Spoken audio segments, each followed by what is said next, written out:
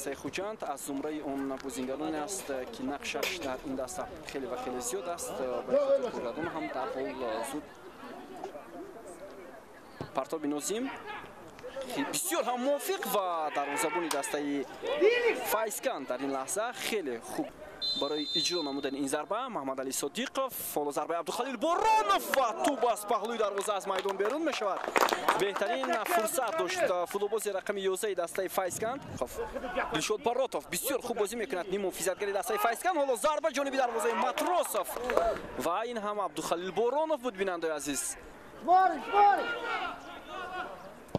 پرتابی او خیلی هم بلند وضعیت بسیار دشوار بود. بیننده عزیز قراев توپ رو میگیرد اما موفق نمیشود و اینجا محمود پیروف بود اگر خطا نکنم در این گونه وضعیت. در ضربه سپیروف صد میگذاره فوتبالباز دسته فایزکان یادگوروف ضربه و ببینید که چگونه امکانیتی خوب رو نمیتواند استفاده کنند برای بازیگران خوجند. پرتاب خیلی هم بلند اجرا میشود وضعیت بسیار دشوار.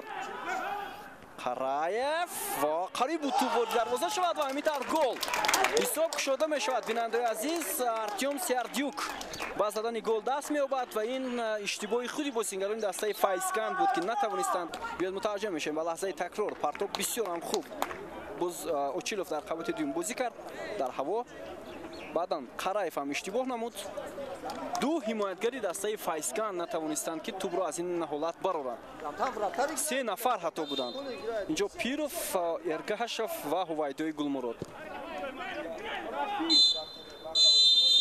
و نیمه اولی بازی به انجام میرسد. دوستان ارجمند خوجند با حساب 1-0 با گل زده ارتیوم سیاردیوک در دقیقه 42 استراحت میکنیم. دوباره برمیگردیم به ورزشگاه پلی‌تکنیک شهر دوشنبه.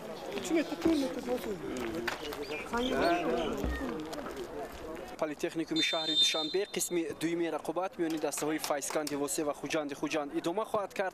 دفاع مرکز پرویز باقیف و ماکسیم گرک از کانال راست فردوس چکالov امکانیت برای بازیگران خوجند فرصت هست اما ضربه سیاردیوک برگردانده می شود.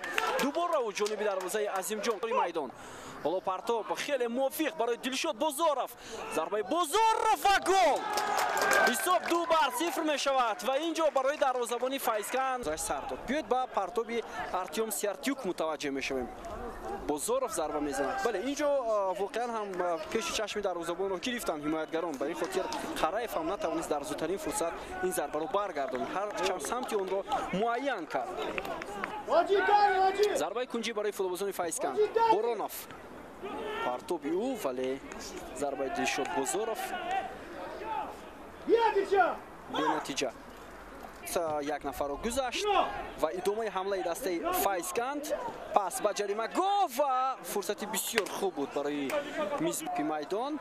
گزارش نازیم حالا پرتاب او بازارف و چگونه ضربه رو بالا میزند دلشاد بازارف. فرصت بود برای فوتبالبازان دسته فایزکان.